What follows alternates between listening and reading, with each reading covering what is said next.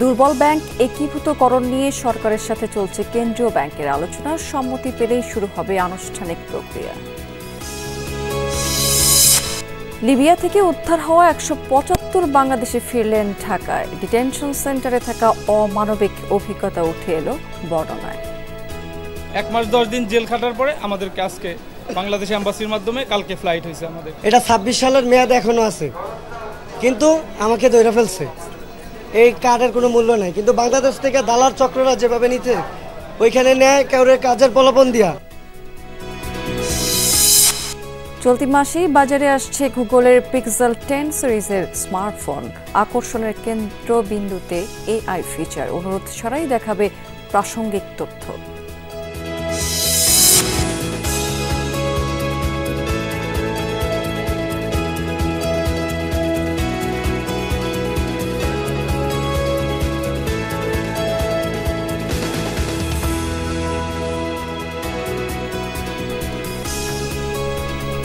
আমন্ত্রণ বিজনেস টুডেতে এতক্ষণ শিরোনাম দেখছিলেন। এবার চলে যাচ্ছে পুরো খবরে এবং পুরো সময় জুড়ে আপনাদের সাথে থাকবো আমি রাবিয়া স্মৃতি। ব্যাংক একীভূতকরণের বিষয়ে সরকারের উচ্চ পর্যায়ের সাথে বাংলাদেশ ব্যাংকের আলোচনা চলছে। সরকারের সম্মতি পেলেই শুরু হবে একীভূতকরণের আনুষ্ঠানিক প্রক্রিয়া। তবে এই কাজে ঠিক কী পরিমাণ অর্থের দরকার হবে সেই হিসাব এখনো পর্যন্ত চূড়ান্ত হয়নি বলে জানিয়েছে বাংলাদেশ ব্যাংক। বিশ্লেষকরা বলছেন যে ব্যাংক একীভূতকরণে কালক্ষেপণের কোনো সুযোগ নেই, তবে ক্ষতির মাত্রা কমাতে এগোতে হবে সতর্কতার সাথে। নজিরবিহীন লুটপাটে নাজুক অবস্থায় বেশ কয়েকটি বাণিজ্যিক ব্যাংক। গ্রাহকের আমানত ফেরত দেওয়ার সক্ষমতাও হারিয়েছে অনেকে। সবচেয়ে বেশি খারাপ অবস্থায় শরিয়া ভিত্তিক 5টি ব্যাংক। বিতরণ করা ঋণের ৫০ থেকে ৯৮% খেলাপি এসব ব্যাংকের। সবচেয়ে বেশি খেলাপি ইউনিয়ন ব্যাংকের। এরপরই আছে ফার্স্ট সিকিউরিটি, গ্লোবাল ইসলামী, SIBL এবং এক্সিম ব্যাংক। বাংলাদেশ ব্যাংকের অর্থ সহায়তা নিয়েও ঘুরে দাঁড়াতে পারেনি এসব ব্যাংক। তাই সিদ্ধান্ত হয়েছে একীভূতকরণের। সম্পদ মূল্যায়ন সহ এরই মধ্যে শেষ হয়েছে প্রাথমিক কার্যক্রম। পরবর্তী ধাপে এগিয়ে নিতে সরকারের সাথে আলোচনা চলছে বলে জানিয়েছে বাংলাদেশ ব্যাংক। সরকার সম্মতির বিষয়ে আমাদের বাংলাদেশ ব্যাংকের সাথে সরকারের উচ্চ পর্যায়ে আলোচনা চলছে, যেহেতু এখানে একটা বাজেট সাপোর্ট লাগবে জিনিসটা। তো সেই আলোচনাটা এখনো চূড়ান্ত হয়নি। যখন এটা সরকারের সাথে যখন সম্মত হবে, যেহেতু সরকারের বাজেট ইনভলভমেন্টের বিষয় আছে, তখন বাংলাদেশ ব্যাংক নীতিগতভাবে সিদ্ধান্ত নেবে যে আমরা এই মার্জার করব এইগুলো নিয়ে। তো মার্জার করার সিদ্ধান্ত নেওয়ার পর মার্জার বাস্তবায়নের প্রক্রিয়াগুলো তখন শুরু করা হবে। প্রথম ধাপে একীভূত করা হবে শরিয়া ভিত্তিক 5 ব্যাংক। ধারণা করা হচ্ছে এক্ষেত্রে দরকার হতে পারে ৩০ থেকে ৩৫ হাজার কোটি টাকা। যদিও এ হিসাব চূড়ান্ত নয় বলে জানিয়েছে বাংলাদেশ ব্যাংক। বাংলাদেশ ব্যাংক যেটা হচ্ছে সেটা হচ্ছে, আমি বলেছি, পর্যালোচনা, প্রক্ষেপণ, তার সিমুলেশন করছে বিভিন্ন অ্যাজাম্পশনের ভিত্তিতে। এই ফিগারটা বের করার চেষ্টা করা হচ্ছে। সেটা সরকারগুলো যেহেতু বলেছে এগুলো অ্যাজাম্পশন বেস, তাহলে বিভিন্ন বিষয়গুলো পরিবর্তন করে একটা ফিগার দাঁড় করাবে, এবং সেটাই বিষয়ে যখন এটা একটা ফিগারে সরকার সম্মত হবে যে না ঠিক আছে, আমি পরিমাণ বাজেট সাপোর্ট থেকে এই পরিমাণ টাকা দিতে পারবো। বিশ্লেষকরা বলছেন একীভূত করা ছাড়া দুর্বল ব্যাংক ঘুরে দাঁড়ানোর কোনো সুযোগ নেই। তবে ব্যাংক একীভূতকরণের অনেকগুলো ধাপ রয়েছে। প্রতিটা ধাপই সতর্কতার সাথে এগোতে হবে। এজন্য সুনির্দিষ্ট পথনকশা থাকা দরকার বলেও মনে করেন তারা। কিছু প্রক্রিয়াগত ধাপ থাকে, সেগুলোকে বাইপাস করে যাওয়া যায় না। সেগুলি করতেও হয়তো একটা সময় থাকে, সেই সময়টাই হয়তো নেওয়া হচ্ছে। এর মধ্যে কালক্ষেপণের কোনো সুযোগ নাই, কারণ যেহেতু সিদ্ধান্ত হয়ে গেছে সেটা কার্যকর করবে, এবং এটা না করলে আসলে এই ব্যাংকগুলোর স্বাস্থ্য আর পুনরুদ্ধার করা যাবে না। সুস্পষ্ট পথরেখা দিয়ে তারপরে, যাতে কিনা পরবর্তীতে মনে না হয় যে তাড়াহুড়া করলাম, এটার মধ্যে কিছু ত্রুটি রয়ে গেল, কিছু লুপহোলস রয়ে গেল, দুর্বলতা রয়ে গেল, সেটা যাতে না হয়। দুর্বল ব্যাংক একীভূত করার ক্ষেত্রে আমানতের সুরক্ষার পাশাপাশি এসব ব্যাংকের কর্মীদের বিষয়টিও বিবেচনায় নিতে হবে বলে মনে করেন বিশ্লেষকরা। আলমগীর হোসেন, যমুনা নিউজ, ঢাকা। লিবিয়ার বেনগাজির গানফুদা ডিটেনশন সেন্টার থেকে দেশে ফিরিয়ে আনা হয়েছে ১৭৫ জন বাংলাদেশিকে। ভোর ৬:৩০ তাদের বহনকারী এই বিমানটি ঢাকার শাহজালাল আন্তর্জাতিক বিমানবন্দরে পৌঁছায়। যাদের মধ্যে ছিলেন এক দালাল চক্রের সদস্য। গ্রেফতার করা হয়েছে তাকে। লিবিয়ায় অবস্থিত বাংলাদেশ দূতাবাস, পররাষ্ট্র মন্ত্রণালয় এবং আন্তর্জাতিক অভিবাসন সংস্থা IOM এর সহায়তায় ফিরিয়ে আনা হয়েছে তাদের। আর্থিক সচ্ছলতার আশায় ইউরোপের দেশ ইতালির উদ্দেশ্যে মাতৃভূমি ছেড়েছিলেন এদের সবাই, কিন্তু দালাল চক্রের মাধ্যমে অবৈধ পথ পাড়ি দিতে গিয়ে ভাগ্য সহায় হয়নি তাদের। ঠিকানা হয় লিবিয়ার কারাগার। প্রায় 1 মাস জেল খেটে এদের পাঠানো হয়েছিল ডিটেনশনে। পরে আন্তর্জাতিক অভিবাসন সংস্থা IOM এর সহায়তায় বৃহস্পতিবার এমন 175 জনকে ফেরত পাঠানো হয় দেশে। ভোর 6টায় শাহজালাল আন্তর্জাতিক বিমানবন্দরে পৌঁছায় তাদের বহনকারী বিমান। ভাইবেরা যারা আছে আরও তারা পৌঁছাইছে অনেকভাবে, তাদের দেখায় আমাদের আগ্রহ জাগে যে আমরাও যাই। টাকা টোকা নিয়ে আবার মাফিয়ার দ্বারে রাস্তার মধ্যে দিচ্ছে চাইরা, মোবাইল পাসপোর্ট সব নিয়ে গেছে। ধরা খাওয়ার পরে হয় যদি আবার ওইয়া যাইতাম তাহলে তো আবার ভালো হইতো, কিন্তু হইতে পারি না, কারণ আমরা মনে করেন যে জীবনটা নষ্ট হয়ে গেল। দালাল চক্রের মাধ্যমে প্রথমে শ্রীলঙ্কা, পরে দুবাই বা মধ্যপ্রাচ্যের কোনো দেশ হয়ে লিবিয়া, সেখান থেকে সমুদ্রপথে ইতালি পাড়ি দেওয়ার আগে অমানুষিক নির্যাতন চালিয়ে আদায় করা হয় 7 থেকে 14 লাখ টাকা পর্যন্ত। যদি আপনার গেমে ধরা খায় তখন আইসা বেচাকিনি করার পরে গ্রামে দেশে বাড়িতে ফোন দেয়, বাবা মাকে ফোন দেয়, টাকার জন্য অত্যাচার করে, না দিলে মাইরদের করে। 4 দেয়ালের ভিতরে আমাদের একটা রুমে সবসময় আটকা রাখা হয়, অনেক সময় বের করে আমাদেরকে ভিতরে অনেক হেনস্থা করা হয়। 2 জন লোক ছিল গাম্বুদা জেলে, তাদের এত খারাপ অবস্থা করছে, পিঠে চামড়া বেঁধে উঠে গেছে, আমরা দেখছি। এলাকাভিত্তিক বিভিন্ন দালাল চক্রের মাধ্যমে ইতালির উদ্দেশ্যে লিবিয়ায় পাড়ি জমিয়েছিলেন তারা, যার মূল হোতা সাখাওয়াত নামের এই ব্যক্তি। অভিবাসন সংস্থা ব্রেকের সহায়তায় তাকেও গ্রেফতার করে দেশে পাঠায় লিবিয়া পুলিশ। যে সাখাওয়াতকে এয়ারপোর্ট থেকে যে গ্রেফতার দেখানো হয়েছে এবং তার যে আরও কিছু ভিকটিম আছে যারা তার মাধ্যমে নির্যাতনের শিকার হয়েছে, তারাও ইতিমধ্যে ঢাকায় আছে, তারাও নতুন কিছু মামলা করার জন্য পরিকল্পনা করছে। লিবিয়ার বেনগাজি গানফুদা ডিটেনশন সেন্টারে আরও শতাধিক বাংলাদেশি আটক রয়েছে বলছেন দেশে ফেরা শ্রমিকরা। আরিফুর রহমান সবুজ, যমুনা নিউজ, ঢাকা। ঢাকায় এসেছেন পাকিস্তানের বাণিজ্য মন্ত্রী জাম কামাল খান। 4 দিনের সফরে গতরাতে ঢাকায় এসে পৌঁছেছেন তিনি। বাংলাদেশ এবং পাকিস্তানের মধ্যে দ্বিপাক্ষিক বাণিজ্য এবং অর্থনৈতিক সহযোগিতা জোরদার করাই তার সফরের মূল লক্ষ্য। বুধবার রাতে তিনি শাহজালাল আন্তর্জাতিক বিমানবন্দরে এসে পৌঁছালে বাণিজ্য উপদেষ্টা শেখ বশিরউদ্দিন তাকে স্বাগত জানিয়েছেন। এই সফরে 2 দেশের মধ্যে বাণিজ্য বৃদ্ধি, বিনিয়োগের নতুন নতুন ক্ষেত্র চিহ্নিত করার বিষয়ে গুরুত্ব পাবে। সফররত মন্ত্রী 24 আগস্ট পর্যন্ত ঢাকায় অবস্থান করবেন।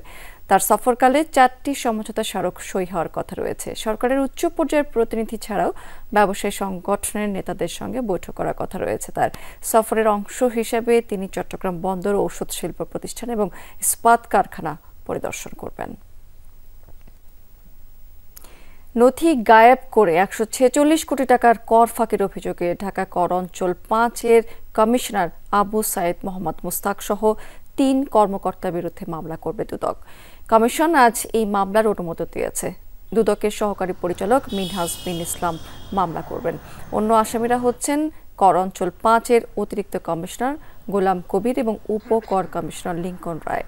দুদক জানিয়েছে 2020-21 এবং 21-22 কর বর্ষে ধামসর ইকোনমিক জোনের কাছে কর দাঁড়ায় 146 কোটি 57 লাখ টাকা। তখন কর্মকর্তা বদলি হলে নতুন কর্মকর্তা কর পরিবর্তন করে দেন।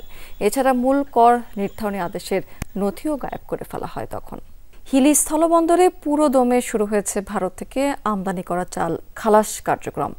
শুল্ক জটিলতা কাটিয়ে ওঠার পর আমদানি বেড়েছে। সেখানে 8 দিনে 234 ট্রাক 10,266 মেট্রিক টন চাল আমদানি করা হয়েছে। খালাস কার্যক্রম পুরোদমে শুরু হওয়ায় বেচা কেনাও সেখানে বেশ শুরু হয়ে গেছে। দেশের বিভিন্ন প্রান্ত থেকে পাইকারি ক্রেতারা আসছেন হিলি স্থলবন্দরে। মোটা জাতের চাল তেমন আমদানি না হলেও সবচেয়ে বেশি আমদানি হচ্ছে সরু জাতের সম্পা চাল। পাইকারি বাজারে প্রতি কেজি সরু জাত বিক্রি হচ্ছে 70 থেকে 71 টাকা কেজি দরে। সরবরাহ করা হচ্ছে ঢাকা, চট্টগ্রাম, সিলেট সহ দেশের বিভিন্ন অঞ্চলে। ব্যবসায়ীরা বলছেন যে আমদানি ধারা অব্যাহত থাকলে দাম আরও কিছুটা কমে আসবে। চালের আমদানি তো পর্যাপ্ত আছে, কিন্তু বাজারটা 71 টাকা 72 টাকা দাম চাচ্ছে। মোটা চালের আমদানি আপাতত নেই, শুধু 40-93 ঢুকছে, আর সোনা চাল ঢুকেনি এখনো মার্কেটে। ঢুকবে 2-1 মধ্যে, লাইনে সব পাইপ লাইনে আছে, ঢুকবে। চাল কেনার জন্য আইছি, 70 টাকা আটানা, 70 টাকা বেচা কিনা হচ্ছে। 2 গাড়ি কিনলাম। দাম যেটা আছে মোটামুটি চলে, হয়তো আরো 50 পয়সা কম হলে ভালো হয়। হবিগঞ্জের নবীগঞ্জে একটি সিএনজি রিফুয়েলিং স্টেশনে অগ্নিকাণ্ডে পড়ল 10টির মতো দোকান। ভোরে ঢাকা সিলেট মহাসড়কের আউশকান্দিতে এই ঘটনাটি ঘটেছে। ফায়ার সার্ভিস জানিয়েছে, হবিগঞ্জ থেকে সিলেটগামী একটি বাস স্টেশনে দাঁড়িয়ে গ্যাস নিচ্ছিল। এই সময় হঠাৎ বিস্ফোরণ হয়, সেখানে আগুন ছড়িয়ে পড়ে পাশে থাকা 9টি সিএনজি চালিত অটোরিকশাতে। খবর পেয়ে ফায়ার সার্ভিসের 3টি ইউনিট ঘটনাস্থলে গিয়ে পরিস্থিতি নিয়ন্ত্রণে আনে। এই ঘটনায় এখনো পর্যন্ত কোনো কেউ হতাহত হয়নি সেখানে। বাসের ভিতরে যখন নাকি সিএনজি রিফিল করা হয়েছে, সেই রিফিলের সময় একটা কমপ্লিট হয়, সেখান থেকে আগুন। আমরা বাহুবল এবং উসমানীনগর থেকেও আমরা 2টা ট্রান্সপোর্ট পাঠাই। 6:24 সময় 30-এ আগুনটাকে নিয়ন্ত্রণ করা হয়। 2 বছর পর বিদেশি শ্রমিক নিয়োগে কলিং ভিসার কোটা উন্মুক্ত করার ঘোষণা দিয়েছে মালয়েশিয়া। এই ভিসায় দেশটি নেবে প্রায় 24.5 লাখেরও বেশি কর্মী, তবে কেবল নির্দিষ্ট কিছু খাত এবং উপখাতের জন্য প্রযোজ্য হবে এটি। মঙ্গলবার বিদেশি কর্মী নিয়োগ বিষয়ে মালয়েশিয়ার স্বরাষ্ট্র মন্ত্রণালয় এবং মানব সম্পদ মন্ত্রণালয়ের মধ্যে অনুষ্ঠিত হয় যৌথ কমিটির একটি সভা। সেখানে গৃহীত হয় কলিং ভিসার কোটা উন্মুক্ত করার সিদ্ধান্ত। স্বরাষ্ট্রমন্ত্রী সাইফুদ্দিন নাস্তিউ সহ ইসমাইল জানিয়েছেন যে কৃষি, বাগান এবং খনি খাত ছাড়াও সেবা খাতের 10টি উপখাতে সীমিত আকারে বিদেশি শ্রমিক নিয়োগের আবেদন গ্রহণ করা হবে। এর মধ্যে থাকছে পাইকারি এবং খুচরা ব্যবসা, গুদামজাতকরণ, নিরাপত্তা সেবা, স্ক্র্যাপ মেটাল খাতে শ্রমিক নিয়োগের সুযোগটি। তবে বাংলাদেশ থেকে কলিং ভিসা শ্রমিক নেওয়ার বিষয়ে এখনো পর্যন্ত হয়নি কোনো চূড়ান্ত সিদ্ধান্ত। দর্শক, এবার জানিয়ে দেবো আপনাদেরকে আজকের পুঁজিবাজার লেনদেনের লাস্ট আপডেট আছে। কিন্তু আমরা সকাল থেকে বেশ নিম্নমুখী প্রবণতা দেখতে পেয়েছিলাম, কিন্তু বেলা বাড়ার সাথে সাথে অর্থাৎ শেষ ভাগে এসে আমরা দেখতে পাচ্ছি বাজার কিছুটা ঘুরে দাঁড়িয়েছে, সূচকের এক ধরনের উত্থান হয়েছে। যদিও প্রধান সূচক ঢাকা শেয়ার বাজারে সেটি কিন্তু আবার কিছুটা কমেছে। আজকে দিন শেষে 4 পয়েন্টের মতো সেই সূচকটি কমেছে এবং 5374 পয়েন্টে সূচকটি অবস্থান করছে। তবে অন্য দুটি সূচক কিছুটা বেড়েছে। ডিএসসি সূচক সেটি 2 পয়েন্টেরও বেশি বেড়ে 1180 পয়েন্টে দাঁড়িয়েছে এবং 30 সূচক যেটি সেটি 3 পয়েন্টের মতো বেড়ে 2089 পয়েন্টে অবস্থান করছে। টোটাল ট্রেড হয়েছে এখন পর্যন্ত 766 কোটি 78 লাখ টাকার মতো শেয়ার এবং ট্রেড হওয়া কোম্পানিগুলোর মধ্যে 208টি প্রতিষ্ঠানের শেয়ারের দাম আছে কিন্তু কমেছে, 117টি প্রতিষ্ঠানের শেয়ারের দাম বেড়েছে এবং 72টি কোম্পানির শেয়ারের দাম অপরিবর্তিত রয়েছে। টপ 20-তে আজকে আমরা বাংলাদেশ শিপিং কর্পোরেশন এটি প্রথম অবস্থানে দেখতে পাচ্ছি। সকালের দিকে এটি দ্বিতীয় অবস্থানে ছিল, যদিও 30 কোটি 75 লাখ টাকার মতো শেয়ার এই কোম্পানি আজকে টোটাল ট্রেড করেছে দিন শেষে। বিচ হ্যাচারি এটি দ্বিতীয় অবস্থানে আছে, প্রায় 23 কোটি 78 লাখ টাকার মতো শেয়ার ট্রেড করে। অরিয়ন ইনফিউশন এই কোম্পানিটি আছে তৃতীয় অবস্থানে আজকে টপ 20 এবং এটি 22 কোটি 60 লাখ টাকার মতো শেয়ার ট্রেড করেছে টোটাল। চট্টগ্রাম শেয়ারবাজার সেখানে যদিও আছে সকাল থেকে নিম্নমুখী প্রবণতা আমরা দেখতে পাচ্ছি। সার্বিক সূচক যেটি সিএসপি সেটি আজকে দিন শেষে 65 পয়েন্টের মতো কমেছে এবং 15,024 পয়েন্টে এই সূচকটি অবস্থান করছে।